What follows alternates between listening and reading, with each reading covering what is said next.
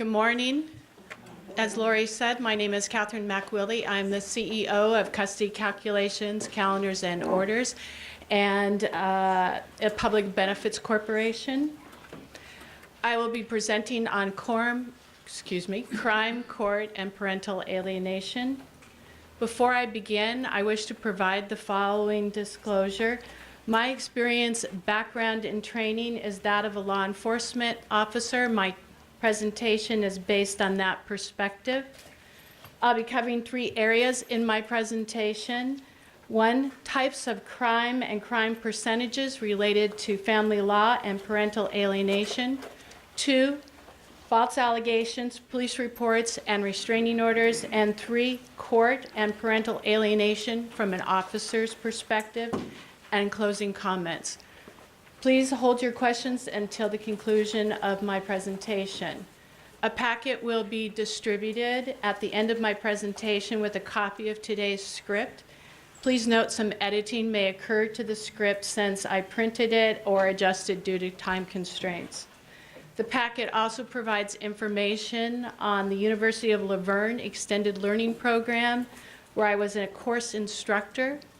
Navigating Family Change, Dealing with Divorce and Custody. I believe these are the first such classes at a university level anywhere in the United States. I have 35 years experience dealing with family law, 24 years as a law enforcement officer with the Los Angeles Police Department. I responded to radio calls dealing with divorce and custody, and I was a first responder to child abuse investigations as well as other assignments also impacted by family law. I conducted 10 years of research into family law on the cause and effect. The last 11 years, a child custody and divorce coach with clients all throughout the United States and abroad.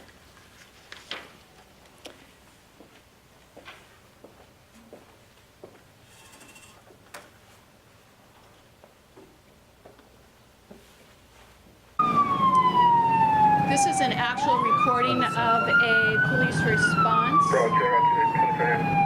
This is what divorce and custody sounds like to law enforcement officers around the country. That's fun, huh? Varying only by the degree of devastation, the number of victims, and persons involved.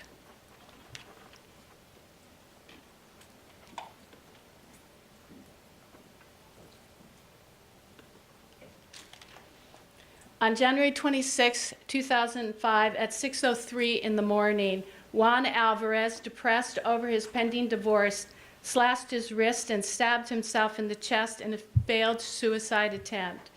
Determined to succeed, Alvarez came with the brilliant idea to park his vehicle on the railroad tracks, believing he could not fail in his next suicide attempt in this manner. As the train approached, Alvarez changed his mind, but was unable to start his truck and move it off the tracks.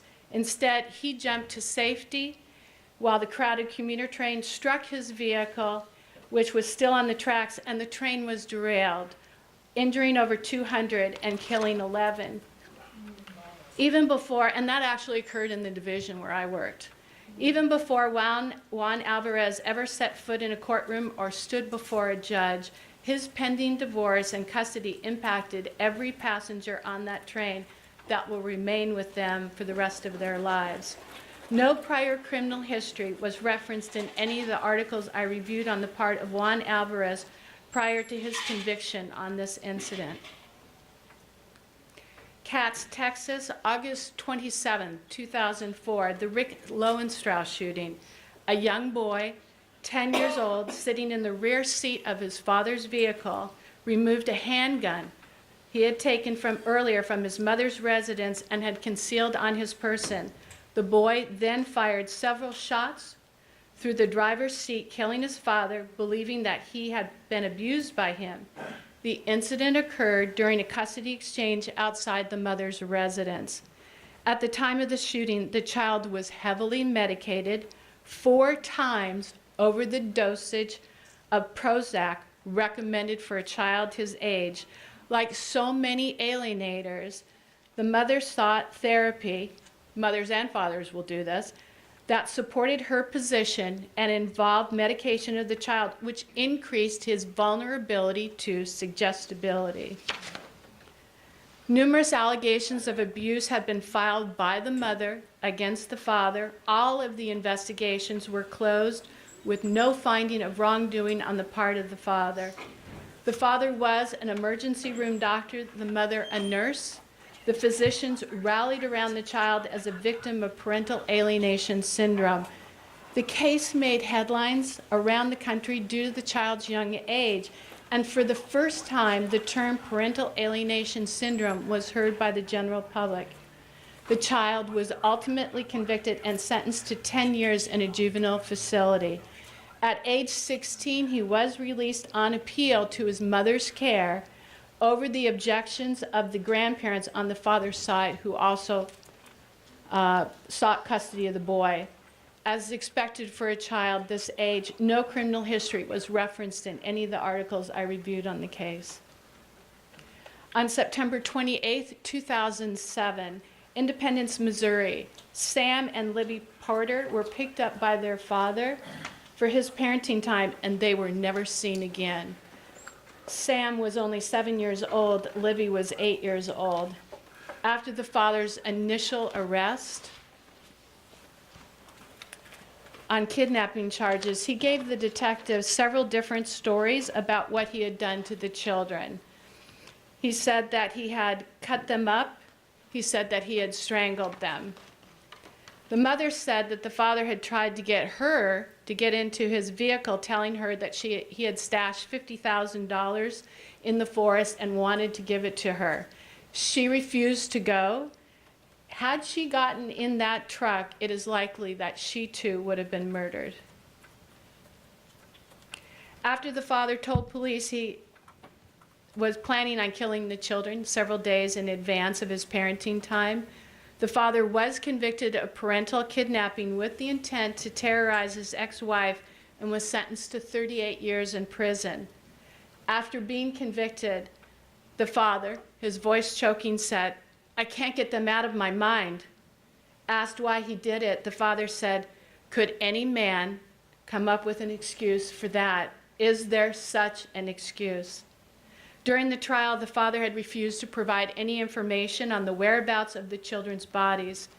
In a rare decision, the conviction was obtained without the children's physical remains. Only upon the threat of being released into the general population after his conviction did the father finally tell the authorities where he had buried the children. The children's decomposed bodies were identified using DNA, and an autopsy confirmed the children had been shot. In exchange for this information, the father was placed into protective custody in the jail population, in the prison. Anyone convicted of a crime against that child will find that prison can be a very dangerous place, and in some cases, a deadly place. Even prisoners have a code of conduct when it comes to children. No prior criminal history was referenced in any of the articles I reviewed on the case by the father prior to this conviction. Child homicides are the most difficult, with everyone tasked with these investigations and prosecution. I still recall the homicide of 2 young children in the division where I was assigned as an officer. Oops. Excuse me. About a year prior to my retirement, a father upset over his pending divorce. Oh. Oh my goodness, you guys have. Thank you. I'm sorry. I'm not sure why that is doing that. Right here, let's get rid of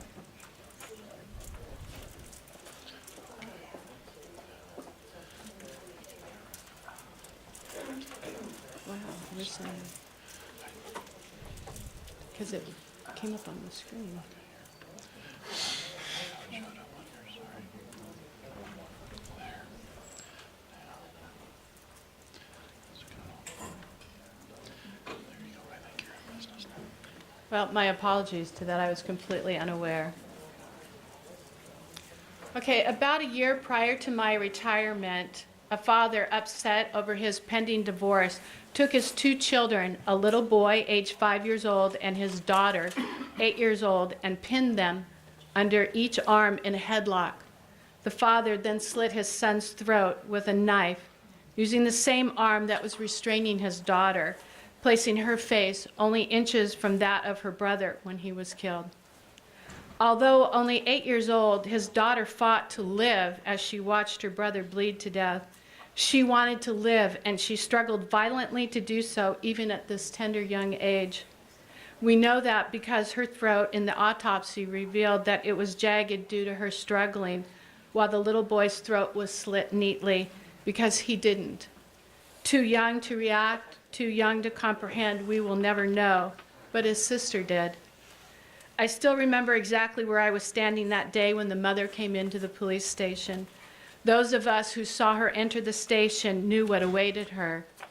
Her scream could be heard throughout the station while she was given the bad news. It haunts me still, as do some other child homicides. Although I have spoken of this specific incident in some limited conversations, I have only once before spoken of this homicide in a presentation. That was only recently in Washington, D.C., where the audience was primarily professionals. Even for an officer as experienced as myself, the image of that little girl fighting her own father to live and the jagged cuts on her throat had been too overwhelming for me.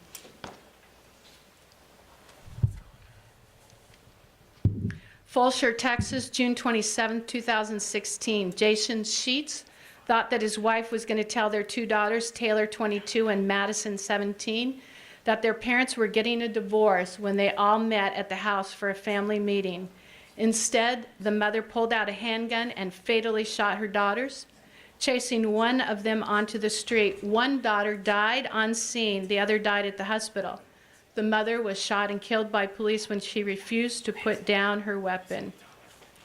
The following is a recording of that actual 911 call. I warn you, the video is very disturbing.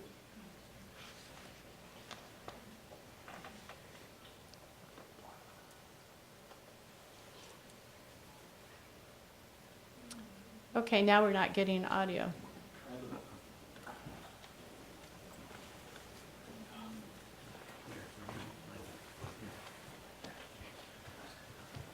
We'll go back to the beginning. Volume was turned. Here. So let's try this again. It's a harrowing 911 call. I promise you, please forgive me. I'm sorry. Please don't shoot. Please don't put that gun in us. I promise you whatever you want. Then the mad mom's chilling voice can be heard cutting through the chaos. These 911 phone calls are some of the most disturbing that you can imagine.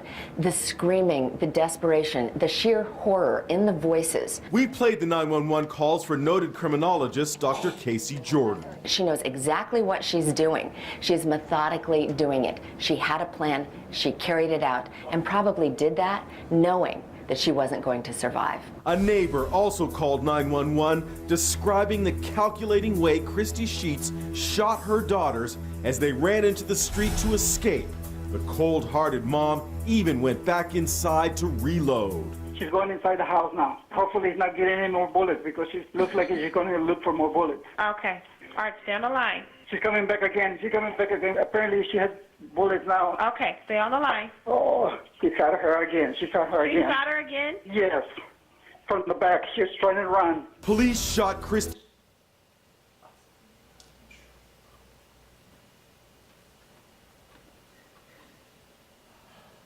The mother had ample time and opportunity to kill her husband, but chose not to.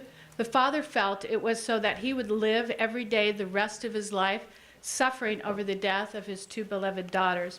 No prior criminal history was referenced in any of the articles I reviewed on the mother. Articles did reference, however, that the mother at the time of the shooting was being treated by a therapist and was on anti-anxiety medication.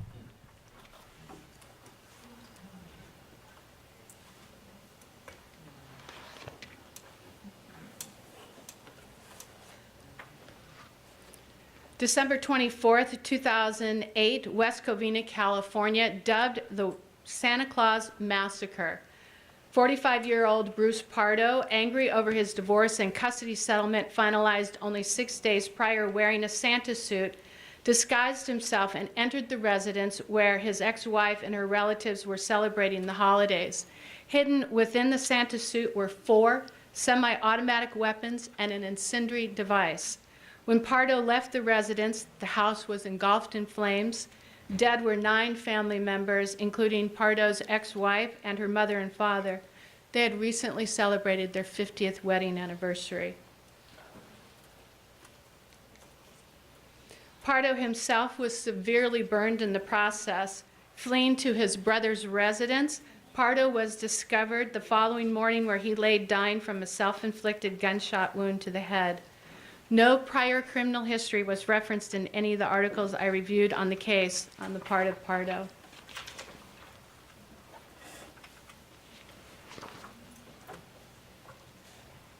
Seal Beach, California, October 12, 2011 at 1:21 p.m. The largest mass shooting in the history of Orange County, California took place. Scott Dreckey was 41 years old, was involved in a highly litigated custody dispute over his young son and had been in court the day prior. Scott Dreckey shot his way into and out of the hair salon where his ex-wife worked. When he left, dead were his ex-wife, the salon owner, and 4 other persons on scene. 3 were transported to the hospital and 2 later died. There was only 1 lone survivor in the shooting. 9 people who had never heard of Scott Dreckey before that terrible day died in the ripple effect of his custody case. No prior criminal history was referenced in any of the articles I reviewed on the case, although it was mentioned the father was on medication and was working with a therapist related to a prior work injury. This one is another particularly difficult case. Payette, Idaho, June 3rd, 2013. A young 6-year-old child, upset over his parents' divorce, committed suicide. His death left many in the community and the police department wondering, how could a child so young be capable of such an act? 4 detectives were assigned to work the case exclusively to determine if the child did in fact commit suicide. It was beyond the comprehension of everyone in that community that this could have happened. The child had previously been watching cartoons on the TV in the living room when he walked into the kitchen. Taking off his belt, the boy tied it into a makeshift noose and hung himself on the freezer handle of the refrigerator. His 7-year-old sister found him. His mother and stepfather were in the upstairs bedroom at the time of the death. The story made headlines as far as the UK. The child in this story is particularly unusual due to his age. In fact, only children age 7 have committed suicide between 2007 and 2013, as referenced in the articles I reviewed. On October 15, 2017, a mother in Georgia, Maura Williams, was charged with murder after she killed her 2 young sons, placing them in an oven. The children were only 1 and 2 years old. The mother called the father after the children were dead, showing him live video footage of the crime scene. The father called the police after seeing the 2 children on the floor. The father said, "It was like a real horror movie. It was Friday the 13th. When I saw my kid, how I saw my kid, that's when I knew what was going on." Family members said the mother suffered from mental health issues all her life and was suffering from postpartum depression at the time of the murders. The grandmother said, "She hasn't been right, and what happened 3 months ago, that the kid's father left her, I told him something tragic is going to happen. She's going to do something to those kids. She's going to do something to herself." These scenarios are not limited to parents only, but involve other family members. On December 9th,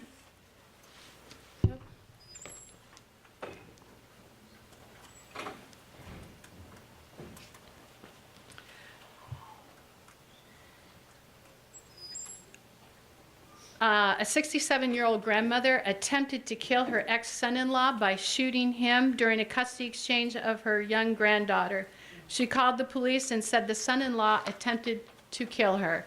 The father was arrested, then later released after the video on his cell phone proved it was the grandmother who did the shooting and not him. If convicted, the grandmother was looking at 30 years in prison.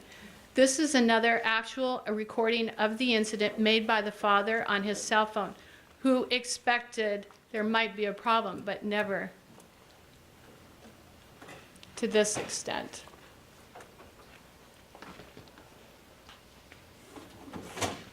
With the drama of an attempted murder captured on the victim's own iPhone. Police say the man was shot by his mother-in-law, but that's not the story she told 911 operators. And ABC's Matt Gutman has more from Miami. Good morning, Matt. Hey, good morning, Robin. That video is viscerally disturbing, the real-time recording of a man nearly being shot to death. Now, Salvatore Maglino knew to expect some sort of confrontation when he went to pick up his son from his in-law, so he kept his iPhone rolling, but couldn't have expected this.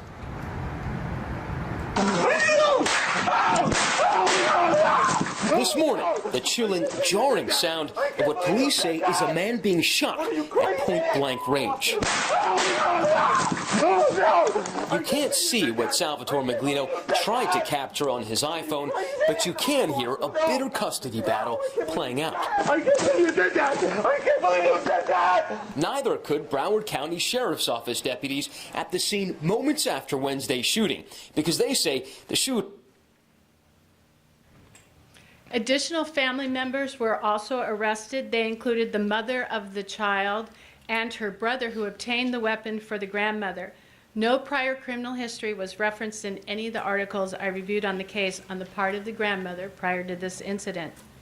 Some time ago, a grandmother contacted me for help as well on behalf of her granddaughter. After 2 years, an investigation of child sexual abuse was identified as inconclusive, the term used to describe allegations investigated that cannot be proved or disproved. As a result, the father was granted unmonitored supervision as well as overnights with the child. Believing the child continued to be abused, the grandmother, 79 years old, who had never fired a weapon in her life, tried to kill the father by shooting him. No surprise, she missed. The grandmother was convicted and sentenced to a mental institution for 1 year. The court believed that the child's mother had advanced knowledge that the grandmother was going to shoot the father and strip the mother of her custody. The child now lives full-time with the father. Upon the grandmother's release, she contacted me. The grandmother wanted my help in restoring her daughter's custody and providing proof of the sexual abuse, which she still believes continues today due to the statements of the child. The grandmother had never been arrested and had never had a criminal history of any type. My own research of 10 years has identified that family law may be responsible for 25% of the crime in the United States. Homicides, suicides, abductions, child abuse, domestic violence, violation of court orders, violation of restraining orders, stalking, and more. To just put one of those numbers into perspective, the National Center for Missing and Exploited Children, known as NCMEC, issued a report that of the 30,000 children abducted, we're not talking about runaways here, but abducted children, of this percentage, 92 to 95% were abducted by family members or persons known to the family.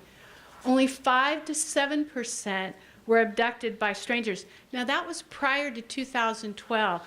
After 2012, NCMEC adjusted those percentages to reflect that only 1% of missing and abduction, children abducted, were taken by strangers. The others, 99, were abducted by family members or persons known to the family.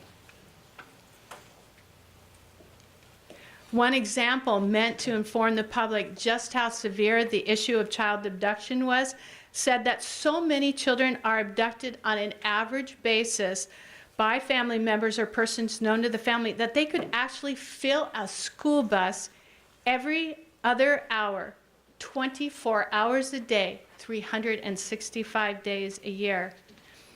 Now, on a different note, the belief by the general public and many professionals is that mothers, not fathers, are primarily responsible for abductions, for the majority of the abductions.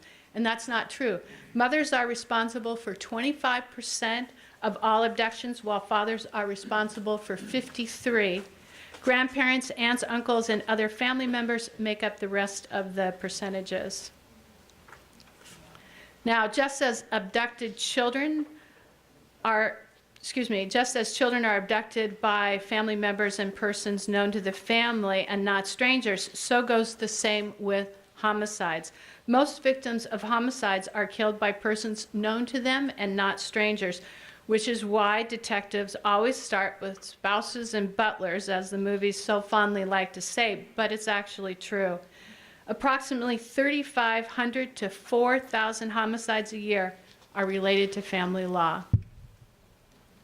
Suicide is now the 10th leading cause of death, with their highest rates in 30 years. The increase in double digits began in 2006 after falling off and stabilizing in the 1950s. Yearly, there are 10,500 suicides related to family law. That's combined children and adults.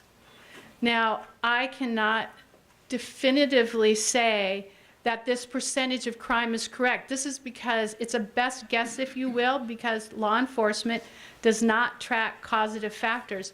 But in fact, 25% may be too conservative a number, and the actual percentage may be much higher, especially when you consider the statistics related to child abduction and homicides. Even more disturbing to those of us with a law enforcement background is the increase in the number of child homicides, children murdered by their own parents in the ultimate act of retribution, revenge, and parental alienation. It is truly the ultimate act of parental alienation. In 2015, there was a total of 1,853 child homicides. Of this number, on average, 450 children every year are murdered by their own parents. Now, 3 decades of FBI data was reviewed by Northwestern University, who applied statistical models in reaching this conclusion. So that's not my statistic. The United States is not alone in dealing with horrific crimes, dealing with family law, which are not confined to a single gender, country, or continent. On February 11th in 2015, Lennik, Belgium, a 35-year-old mother in a rage over her husband's attorney who sent a letter requesting full custody of the children for the father, locked Madison, who was only 6 years old, Abigail, who was only 4, and Umi, 2, in the storage shed. And then she did the unthinkable. She set the shed on fire, burning the children alive. The mother called the father and, holding up his cell phone, said, so the father could hear the screams of the children, "I will never surrender my children to you." The one child that did survive was not home at the time of the incident. She was a child from a previous marriage on the father's side and not the mother's.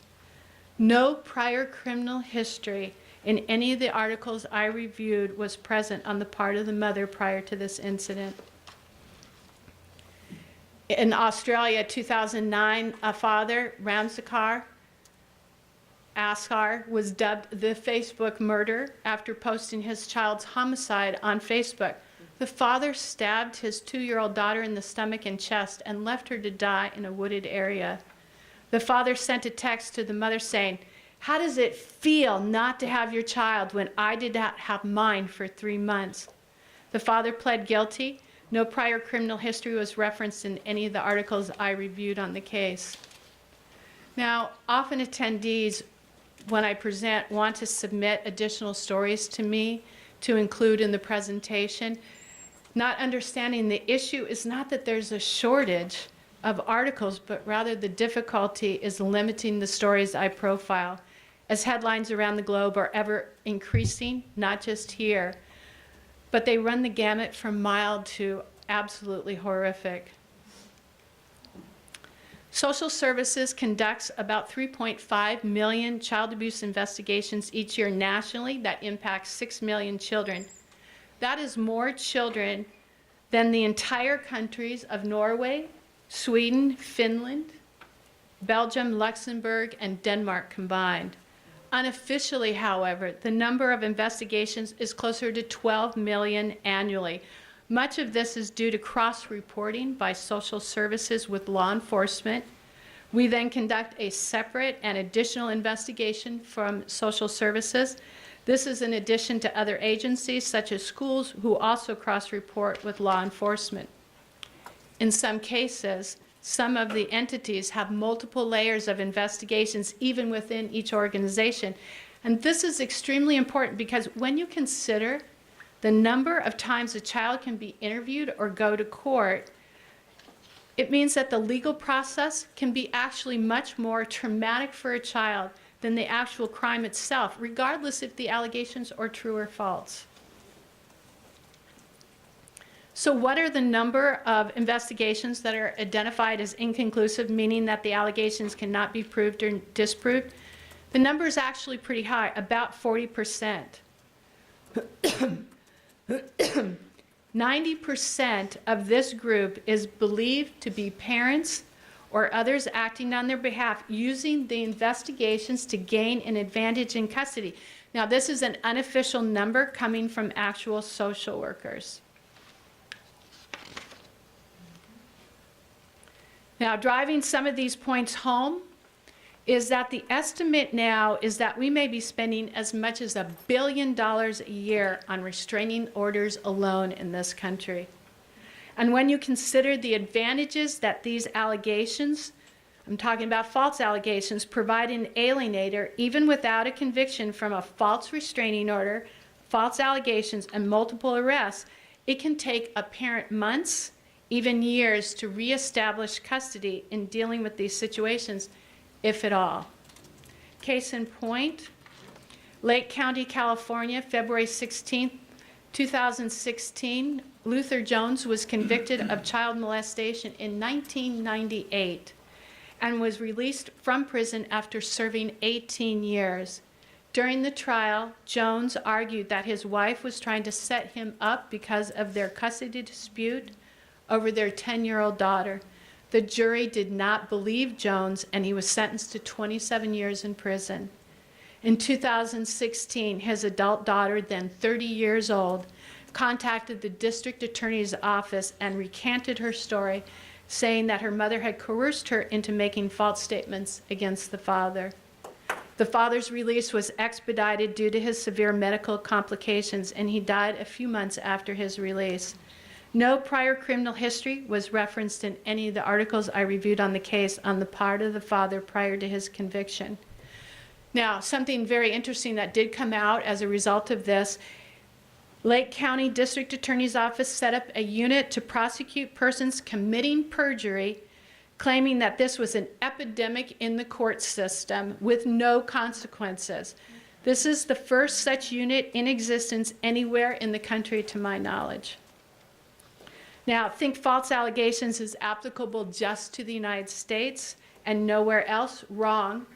In Canada, a police officer was convicted of child molestation and was released under similar circumstances after serving 19 years in prison when his 2 adult children recanted their statements.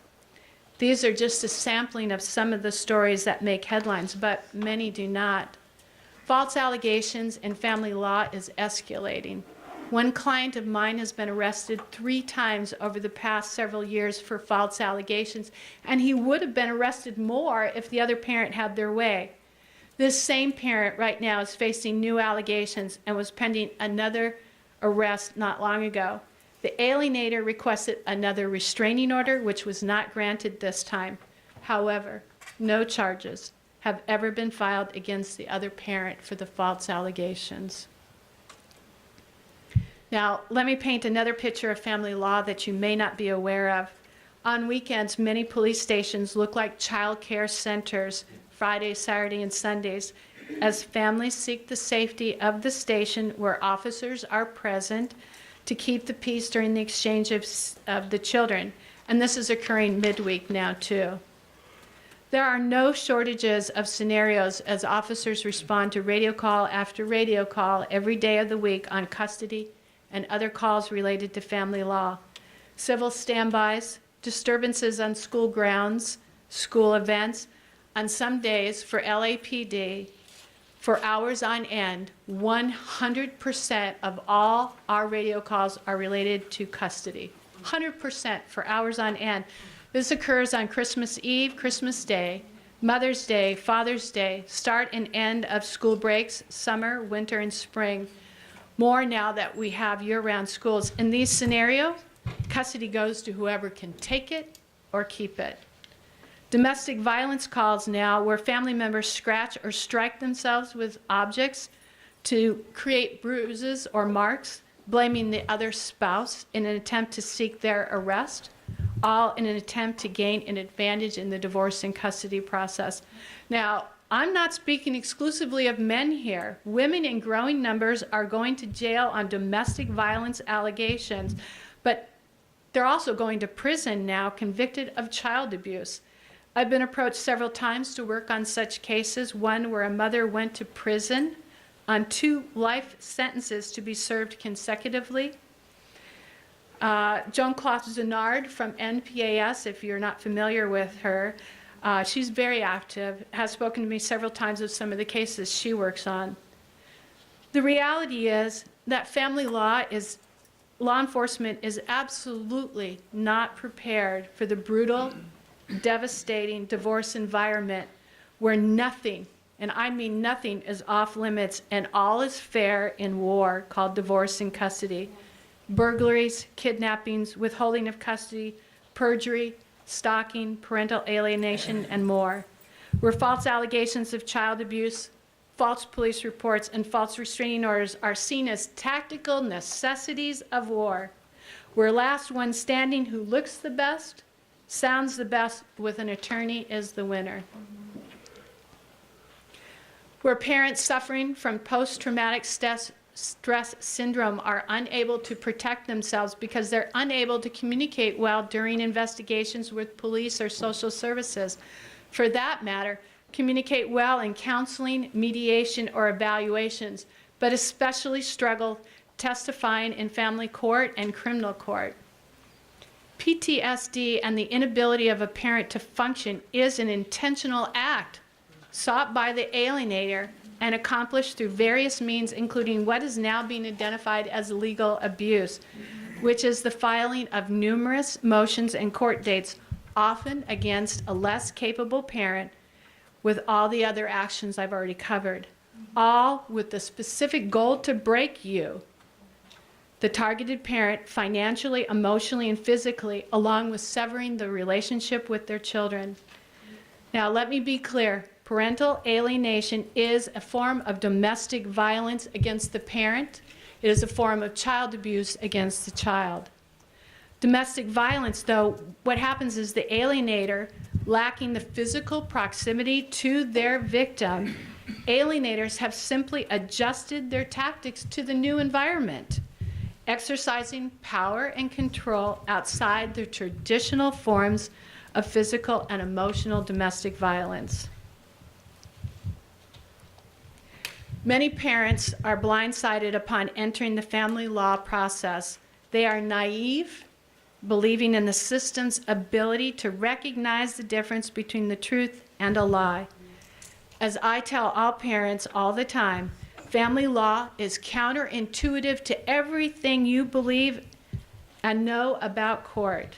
Parents just don't realize how much they stand to lose until it's too late, nor can they imagine just how far the other parent is willing to go, including sending them to jail or prison to win everything and take custody. We are a flawed system, and we make mistakes, too many mistakes. Law enforcement, evaluators, counselors, attorneys, and the courts, all of us, which is why a divorce attorney is no longer sufficient to get through the divorce and custody process anymore. Even if you could afford to pay for all the advice that you need from an attorney, which parents can't, the attorneys are not trained to do everything. In fairness, nor are all of the other issues the function of a divorce attorney. In general, you need a wider scope supporting and keeping the case on track and keep you sane. Believe me, staying sane is getting pretty tough today with false allegations, false restraining orders, the police reports, and the court dates. But you also need an extra set of eyes on your case to help your attorney and you with information that could be missed on your case. And also to make sure that the attorney is providing effective assistance of counsel, also known as AOC.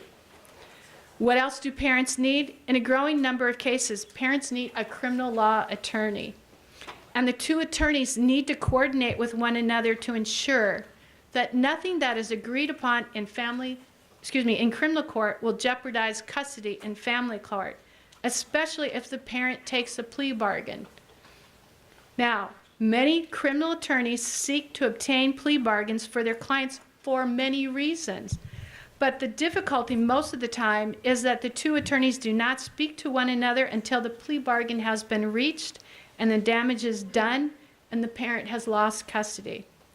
The better scenario is the one in which your divorce attorney can do both areas of law, family, and criminal. And there are attorneys that do. They are usually busy, difficult to find, and sometimes, yes, very expensive. Now, just for the record, you're sitting there saying, why would a parent ever agree to a plea bargain if they didn't do anything? You cannot imagine the number of parents who, overwhelmed, make the decision to accept a plea bargain with probation, not because they have done anything wrong, but out of necessity as they see it, because they have so many issues that remain in family law that they still need to deal with, but also because in dealing with family law, many parents have lost all belief in the court system, that they will be found innocent even if they have done nothing wrong.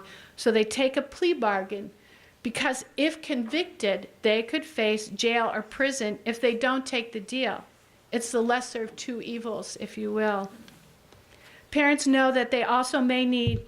to know they may also need a third attorney who specializes in social services. Yes, it is rare to find a single attorney with all three backgrounds, but they do exist. Or maybe you find an attorney that has a background in 2 out of the 3 areas, so that you only need 2 attorneys, not 3. At minimum, parents need to screen attorneys for all possibilities, 1, 2, or 3 areas. And you need to interview all of these attorneys when you have the time out, because the last thing you want is to be looking for a criminal law attorney or a social services attorney when the police or social services is knocking on your door or you're sitting inside a jail cell and you needed someone like right now. In years past, false allegations followed after many agonizing years of untold litigation, legal fees, court dates, and frustration. Now, false allegations are the opening salvo in the war of divorce and custody and no hold bars, winner takes all process. From the alienator's perspective, why not? Why spend thousands of dollars and years in court to obtain custody when you can have sole custody from the onset with just a few allegations and restraining orders and for a fraction of the cost with no downside? So what is there to lose? Even if the alienator is caught filing the false allegations, it is rare that a parent ever finds himself facing any consequences by the court or law enforcement for such actions, even though nearly every single state in this country has a penal code section for lying to law enforcement officers, filing false police reports, filing false child abuse allegations, but we don't prosecute. There's another scenario here at play that people really need to be aware of. I'm sorry. Before I go into that, let me be clear. I am not saying that valid allegations of child abuse do not occur during custody and divorce. They absolutely do. I'm addressing only false allegations filed in an attempt to gain an advantage in custody by the alienator or persons acting on their behalf. Now, the other scenario that's really critical that rarely have I ever seen recognized in presentations or with attorneys or parents is that there's a natural bias ingrained in every officer and detective, which is the protection of a child from abuse, especially if the abuser is the parent, a parent who is supposed to love, cherish, and protect their child. It's the worst possible betrayal in the mind of an officer. So as much as a law enforcement officer may discount statements of a child due to divorce, a child can be very convincing, especially a child of parental alienation. As a result, innocent parents can quickly find themselves being arrested and convicted on false allegations, as I've already identified. And again, that's not just happening here, it's elsewhere. In 2008, the Los Angeles Police Department issued Special Order Number 40. This order curtails the taking of police reports dealing with custody and for many other issues related to family law. The exception being crimes such as abductions. I know my presentations are really hard, and I apologize that this has been very difficult for some of you especially. And I'll be making my point here at why it's so critical. Known by different names, a type of special order exists at nearly every law enforcement agency in this country.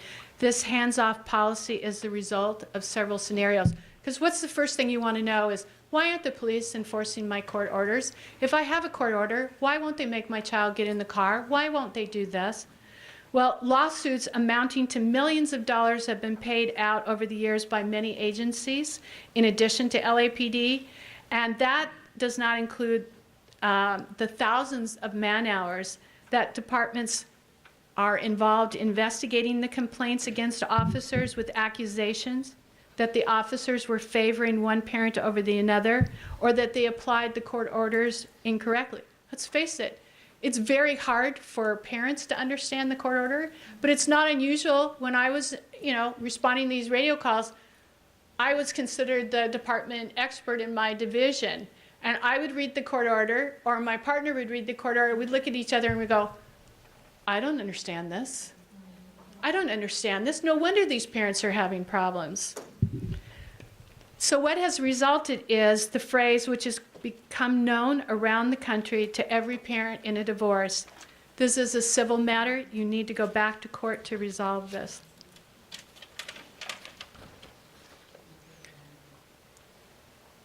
Only to be told in court, call the police if there's a problem. Right? Everyone hears that. Call the police if there's a problem. The police say, go to court if there's a problem.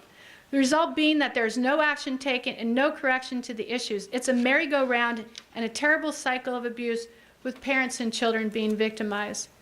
I'm sure it comes as no surprise that officers and detectives at law enforcement agencies around the country receive no training on divorce, high conflict cases, or parental alienation that I'm aware of. Now, this is something that I hope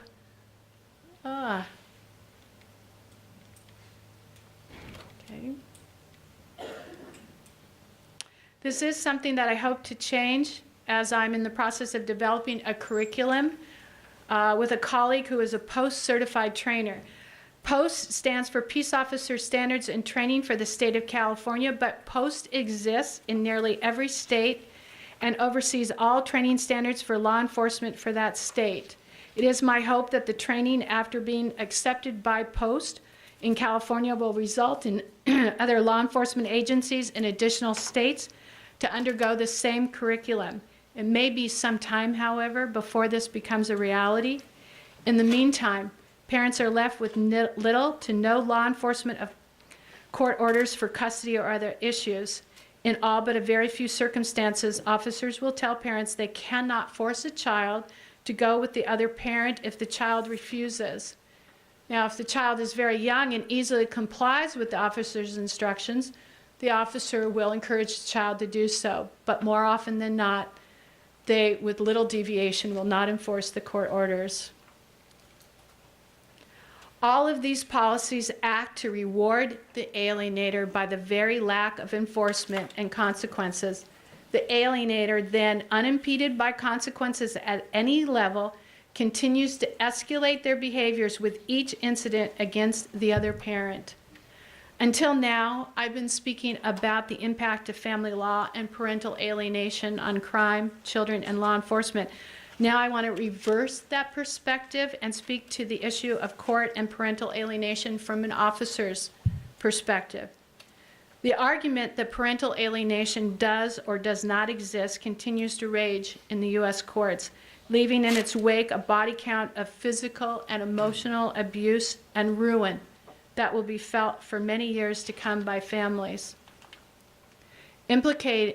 Complicating the matter further is that parental alienation, in my opinion, is still the most expensive, the most difficult, and the least successful argument in the courts, which is why I tell parents all the time, avoid this argument and focus specifically on the contempt. This is the simplest, it's the least expensive argument, and the courts understand that one the most clearly, and it carries none of the controversy that parental alienation carries. Now, not long ago, a client of mine felt very strong about proving in court that they had been alienated. It took them months to force the other parent to comply with testing orders for parental alienation assessment, and yes, there is such a test. The cost of testing, reports, and testimony not once, but twice on the case with some of the top PA experts in the field. One of the experts testified over several days. In all, fees would have normally been in the range of $150,000 with an 11-day trial, including all the prior court dates and orders to get there, and they lost. It was absolutely heartbreaking for the parent and everyone involved in the case. Even now, the client has had no contact with either of their children, one of whom has now aged out, meaning that the child is now an adult. Many parents view the court system, as well as law enforcement, as rewarding the aggressive bully parent under current policies, unfairly victimizing the parents who do adhere to the law and do follow court laws. And it's a perception that I personally cannot argue against. After 35 years experience as a law enforcement officer and a child custody and divorce coach, which is why I tell parents all the time, you get better odds in Vegas in trying to figure out what the court will or will not do. Parents often become so ravaged by the divorce process that they suffer from PTSD.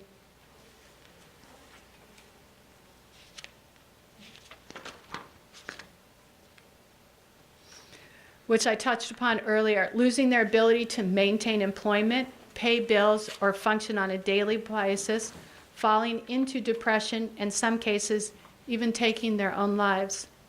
Many parents develop medical problems. Not long ago, one of my clients died from medical complications after becoming involved in a traffic accident during their divorce.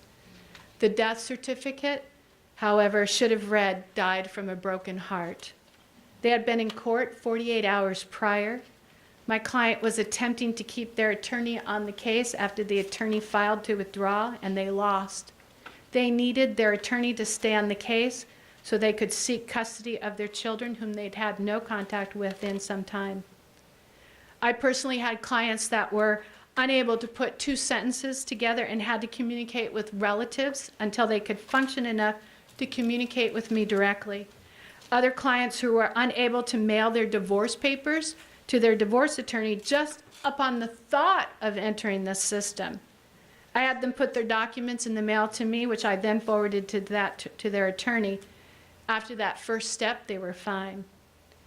As I touched upon earlier, left to their own devices, alienators escalate their aggressive behavior against the other parent unencumbered by the consequences of the court. In effect, parents are only doing what the courts allow them to do, which is just about anything. In other words, parental alienation exists almost entirely due to the actions of the courts and not the parents, which is why I get so frustrated when I hear judges say, if only the parents loved their children more than they hated the other parent. This is absolutely not about loving the children enough to get along. Further, that by the courts, by their very lack of action, are at fault because they actually encourage, support, and escalate the very behavior that they deplore. Now, that's not the goal, but that is the result nonetheless. The courts, in effect, have become the greatest promoter of lawlessness under the policy of best interest of the child, justifying their actions with statements such as, if we punish a child, if we punish a parent, we'll be punishing the child. And we don't want to punish the child for the actions of the parent. Or how do I make a 14, 15, or 16-year-old visit a parent? Now, can we fix this? Could we actually stop or reduce parental alienation in court? Could we stop and reduce violations of court orders in court? Can we reduce crime, homicides, suicides, abductions, child abuse in court? Could we actually restore integrity in our courts by enforcing court orders? Yes, absolutely yes to all of these statements. Excuse the police analogy, but from my perspective, this is pretty black and white. As a cop, I never heard a strategy for law enforcement to reduce crime that sounded anything like this. You know, we're having a problem with burglaries in this area, so let's just back away, not do anything, not do any enforcement. Let's see if things get better. Give the bad guys a chance to make better decisions. Or, if we catch the burglary suspects and they are parents, we need to release them. Otherwise, we'll be punishing the children for the actions of their parents. And we don't want to punish the children, do we? Or, if we put criminals in jail who are parents, who's going to take care of the family? We can't ensure their children will have a relationship with the parent if we put them in jail, so we need to release them. Sounds pretty ridiculous when you hear out loud, doesn't it? But that is exactly what we are doing in family law court every day, not just here, but other countries as well. Worse, however, though, is what we are teaching children. Children who are now in a position to blackmail their parents or abuse them to get what they want. The balance of power is no longer in the hands of the parents. It's in the hands of the children. I've actually known parents who were afraid of their children, fearful of the child making false allegations, as many have said they would do to get what they want. The reality is that without law and order, we have total chaos in society. So how is it that we are surprised that we now have total chaos in family law due to lack of enforcement? The point in reading that majority of almost all of these parents had no criminal history is that prior to entering the criminal law family law processes, this is true even in cases where parents murdered their own children. There was no criminal history, which begs the question, are parents susceptible to these scenarios given the right environment? Or have the courts driven parents to these behaviors due to the method and manner in which family law court functions, or both? Don't we owe it to the families to get these answers? I'm in the process of securing funding to research causative factors of crime at various law enforcement agencies around the country, tracking court dates and incidences of crime, where in the process we are seeing crime or less. If applicable, is it before, during, or after the divorce? I actually refer to the initial divorce process as foreplay. After you get the court order and after the custody is in place, that's when the real troubles begin, as that's the opposite of what most parents feel. Additionally, we want to know, are there any triggers prior to incidences of crime that we can identify? What can we be doing differently and where to impact issues and provide much needed relief to children and families so we can save lives? Should we be looking more closely to see what, if any, correlation exists in the increase in suicides related to family law policy changes since 2006? And is there any correlation in policies that may have contributed to an increase in child deductions since 2012? In closing, to borrow an infamous line from the Huffington Post, marriages, they come and go, but divorce is forever, forever. Truer words were never spoken. So this concludes my presentation. What I would like to do now is open this up to some questions